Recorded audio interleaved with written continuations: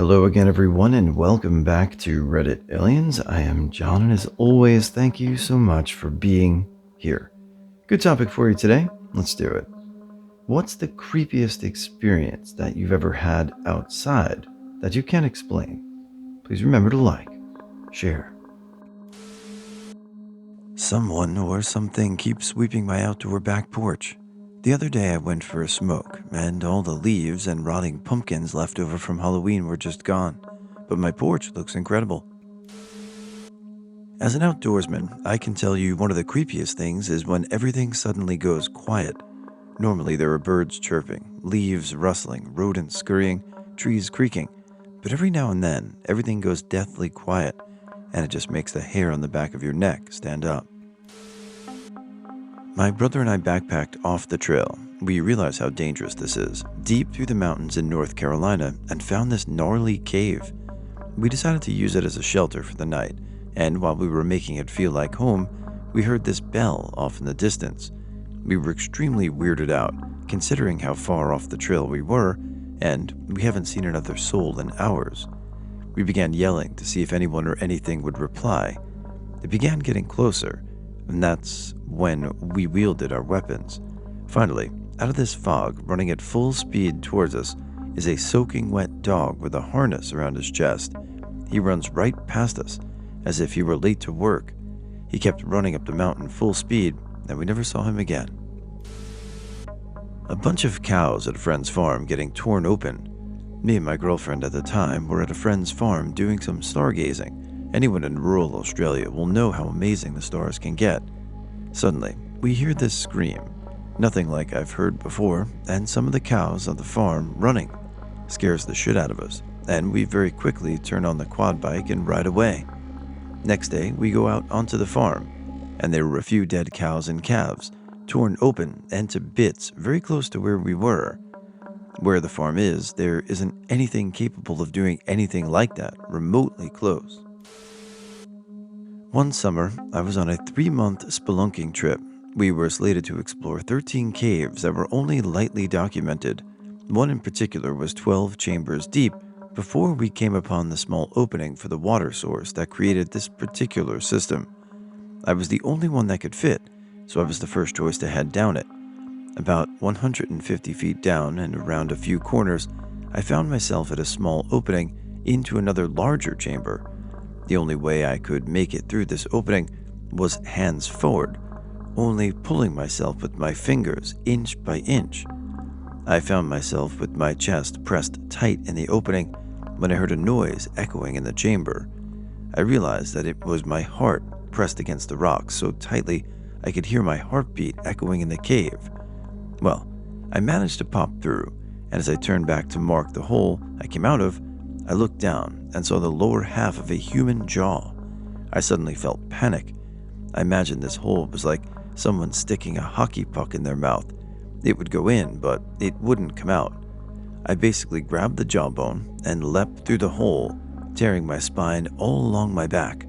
This was one of the creepiest things I've found in my lifetime. I find the idea of that fascinating. I mean, I don't have 3 months, let alone 3 days to do something like that, but the fact that people are still out there spelunking and exploring, I love it. Pretty cool. Went for a midnight walk with my boyfriend and dog about 4 years ago after we moved to a new apartment. We went walking around a really popular lake, but this was like 12:30 or 1 a.m. Anyway, we get near the end of the walking path, and as we pass a senior couple slowly walking past. Okay, weird. They should be sleeping, but they're so old. Then we continue walking, and my dog stops at a park bench to pee, and there's an effing old man sitting there silently. Holy Christ. Spooky. Come on, dog. We walk a little bit further, and I swear my memory is not cloudy here, but there's got to be a dozen or more old people just standing and slowly walking around this part of the path. Some are sitting, and some are in couples, but nobody is making a sound. My boyfriend and I kind of drag each other and the dog through the mess of old people and briskly get the F out of there. I contacted the local folklore ghost guy, but he said he hadn't heard anything about that area. There's no old folks home in that part of town, and certainly no senior home is going to sponsor a seniors walk on the lake at 1 in the effing morning. still freaks me out. It was a few years ago, but I moved across the country. Across the street from me, a teenage girl was murdered. Her body was found on the shore of the lake, which was our backyard maybe 100 yards away, decapitated. There were no other injuries to her body, no self-defense wounds or blunt force to indicate that she was knocked out beforehand. Also, the PD found no messages online or otherwise to indicate that she was meeting someone. No witness, no evidence. Obviously, someone cut her head off, but the realization that there is no evidence and or witnesses, and that it happened across the street from me, was the creepiest thing I've ever seen or heard. TL, DR, teenager beheaded, no evidence, no witness, equals creepy as F. When I was probably 15, I was spending a fall weekend at my best friend's house. She lived on a dirt road off of a rural country road in the middle of nowhere. It was probably about 3 a.m., and we were bored, so we took a walk. This being the middle of nowhere, there was hardly any light pollution, and you could see thousands of stars in the sky. It was a clear, cool night, and we were just walking along, talking, our eyes totally adjusted to the dark. All of a sudden, there was a blinding white flash, so bright I couldn't see anything but white for a split second. As suddenly as it started, it was over, and my friend and I were sitting in the middle of the road. We both must have dropped right where we stood. It was quiet again, and the sky was still clear. Sitting there in the road, totally stunned, we confirmed that we had both been blinded by a super bright light for half a second that had apparently knocked us over. There had been no cars, no accompanying sound, just a light so bright we couldn't see anything else. We got up, went back home, and went to sleep. My friend and I drifted apart over the years, but ended up working in the same building years later, and we met up for coffee. She brought up the incident and still remembers it the same way I do. We never figured out what happened. While on a trail ride, you ride your horse through the woods, my friend and I came across a bunch of animal bones arranged in circles like some sort of weird ritual. It definitely wasn't anything that would have happened naturally. It was far away from any houses in the middle of the woods. Really creepy. My family camped in the same place every year, awesome campsites, and it was surrounded by miles and miles of forest. Anyway, a couple kilometers from the main area, we found this barbed wire fence, and being boys, we had to get over it. But at the time, it was much too tall. So we dug under it with my father's old tactical shovel, fold-out shovel with a blade on one side. Anyway, we finally squeeze under, and we make our way into the forest. We walk for about 20 minutes, and we don't see anything, and then we stumble upon a river. It was the middle of summer, and the river was running low, so we climbed down the bank and decided to follow the river because we had nothing better to do. We followed the river for a while until we come across a strange sight. A very old, very rusty VW Beetle half buried in the bank, partly sunk into the riverbed. The front end was punched in, and the seats were ripped apart, and all the glass was missing. The weirdest thing was there was this giant hole punched through the roof. The metal was bent outwards, like something had punched from the inside of the car. The doors were rusted shut, but with our handy pocket knives and my dad's old e-tool, we ripped over the driver's side door. The other one was sunk into the muck and inaccessible. Inside, there was one leather shoe, still tied, just sitting there. It was super creepy, and thinking about it now, I'm pretty sure something effed up happened. But as kids, it was super cool and creepy. We never told anybody about it, and we returned to see it every year when we went camping, bringing our friends along and such. The last time we went there, the car was pretty much gone, totally sunken into the mud. The creepiest thing, honestly, was that there were no roads for miles around.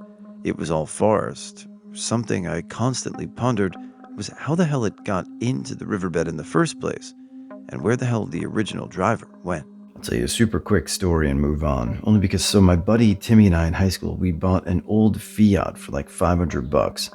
It ran, we spray painted it, it was a beater for sure. We drove it into the woods at the top of my street, and there was like a dead end area back there. This thing had no life left in it. We drove it as far as it could go, and we couldn't go any further, and we just kind of left it there. And I don't live in that area anymore, but I went back there about 3 years ago. The car's still there. So Maybe somebody drove it, got into the river, and it kind of floated or, went down through mud. I don't know, but that's pretty cool.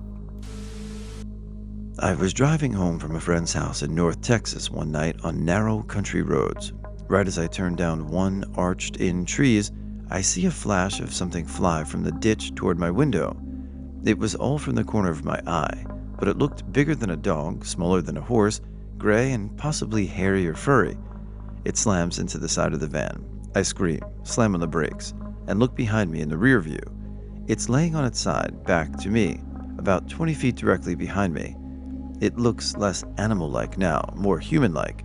Now, worried, I've hit someone, I get out and start walking back there to see if they're okay. By the time I round the van, nothing is in the road, and the brush and trees on the opposite side are rustling, like something just ran through them. I got the F out of there. Sitting on a beach at night in Dorset, in the south of England, in the sea, just inside the waves as they were about to break on the shore, there was this orange light. It was about the size of a tennis ball and really bright. It was flitting backwards and forward really fast as it traveled along the shore, then it disappeared. There was nothing in the sky, and nobody on the shore for it to be a reflection of anything. It was definitely in the water. I'm the biggest skeptic in the world, but I haven't found a satisfactory explanation for what it was. I thought maybe some kind of bioluminescent organism, but it was moving far too quickly for any fish or jellyfish. A couple of years ago in high school, a friend and I were selling cinnamon roasted nuts at this 2-day fair for his dad's side business. It was in this smallish town in the Midwest.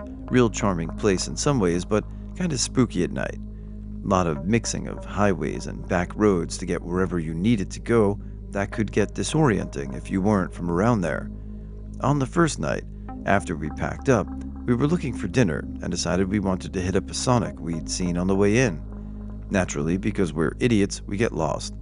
We're driving around outside this little set of gas stations and mini-marts, trying to figure if we've shamed enough at this point to go in and ask for directions to an effing Sonic, when we spot one of those blue highway signs, the kind for gas next exit and such.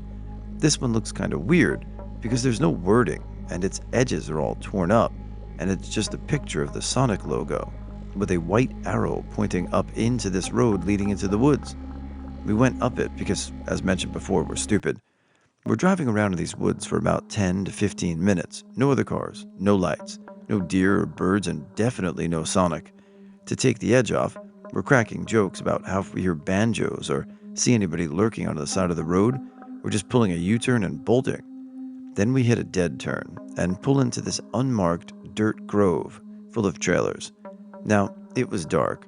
I don't know if maybe the road goes through there, or if we turned at some point and didn't realize it, or if it really is just a paved, serviced road to get to this grove. I wasn't really thinking about that at the time, because the moment we pulled in, every single one of those trailers lit up, and people were peeking through the windows. One of them had something in his hand. It might have just been my crazy brain, but it sure as hell looked like a gun. I don't know how fast we were going when we finally got back to those gas stations, but it was faster than I've ever driven before or since. I can't tell you what we saw up there. Maybe it was just some sort of camping site. Maybe we just woke up a few sleeping families and one of them happened to be a jumpy hunter. Or maybe there never was a gun at all. But I keep thinking about that sign, man. That looked like it was cut out of a legitimate highway board and stuck there by somebody else. It was on a wood stake. It was all cut up and worn. I keep thinking about that dead turn and how coordinated those lights were when we pulled in. I don't know what would have happened if we stayed in that strange little camp, but I'm glad I never found out. We were planting some flowers in the garden of a house we had just bought from a very strange-looking Russian woman. She'd only wear extremely baggy and oversized clothes, didn't live at the house, etc. We found bags full of rotting women's underwear. The bags were full of bras and panties that had been slit open with some sort of blade or razor, clean cuts in the fabric that were not in line with seams. Another bag contained a bag of keys, each key a woman's name on it. A golden crucifix necklace was also buried in the key bag. We called the police. They brought a cadaver dog to sniff around the garden, but they didn't find anything. When we suggested they look in the woods, that surrounded the property, they said they'd get back to it. They took the evidence into custody and promptly never returned. To this day, people claim ghost sightings and other strange events happening in those woods. I was 12 or so, riding in the car with my dad and my best friend down Main Street in a suburban Pennsylvania town. Way up in the sky, all three of us saw two shiny metal orbs. They did a combination of floating in place and darting like mad across the sky. My dad slowed the car to a crawl, as all three of us craned our necks watching through the front windshield. We watched the things for more than a minute until they picked up speed again and then just were gone in an instant. The three of us talked about it excitedly for weeks. My mother didn't believe us when we got home. My dad still likes to talk about it.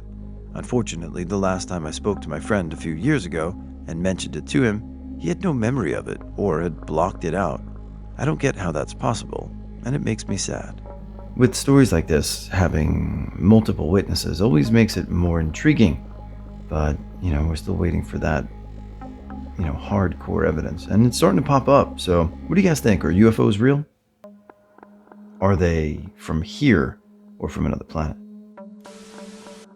About 2 weeks ago, I went hiking on a trail that is well known, so see other hikers or mountain bikers is not uncommon. While I was walking up the trail, I happened to come across this girl who seemed kind of out of place, like she's not quite dressed right for hiking, but not totally in wrong attire either. As I get closer, about 10 to 15 feet, I call out, "Hey, how's it going?" Half to let her know I was behind her, so I didn't surprise her when I caught up, and half because she was really cute. She looks back and says, "Not too bad, how about yourself?" I catch up to her, telling her not too bad, great weather for hiking. As we walk up this trail, we chat, and she's a very giggly person. We continue talking and walking for 10 minutes or so when she stops me and says, "You want to see a meadow I found before? It's kind of off the beaten trail, but it's really pretty to see." Now, normally I wouldn't follow some stranger into the woods for who knows how far to find a meadow that may or not really be there, but I'll admit I was charmed by her. She was very attractive and fit my idea of a perfect girl. Also, she was short, like 5'1" or 5'2", so I wasn't really afraid of her. I said, "Yeah, sure. We got plenty of daylight to get back lights, too." She throws her hands up and goes, "Woo, let's go." As she grabs my hand and pulls me into the woods, as I bumble through the woods, she's ahead of me dancing through the woods, hiding behind trees and peeking out the other side, then laughs and keeps going on. Thinking back why it never occurred to me that this girl is gracefully bounding through the woods like a deer while I'm stumbling through like a drunken prom date, I'll never know. We've been going through the woods for close to 20-ish minutes now, and I can see the trees start to thin out, and beyond that is an empty field about 20 yards away. So I pick up my pace and catch up to her. I'm about 6 feet from her when she says, "Come on, just this part of the tree." She looks at me and steps behind the tree like she's been doing this during the wood walk. So I run to the tree and say, "Let's see if we pick the same side to jump out. Ready? Go." And she's gone. There's nowhere this girl could have gone once past the tree, because on the other side was the open field. I've never had a cold spike of fear hit me so hard before. I was freaking the F out.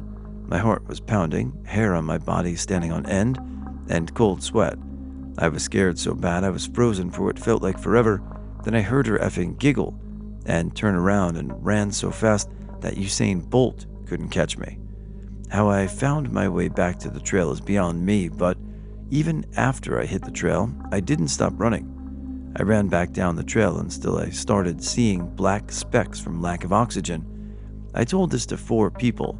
Only one believed me, but more so in the manner of, "Yeah man, totally, I believe. Now can we go back to being normal kind of way?"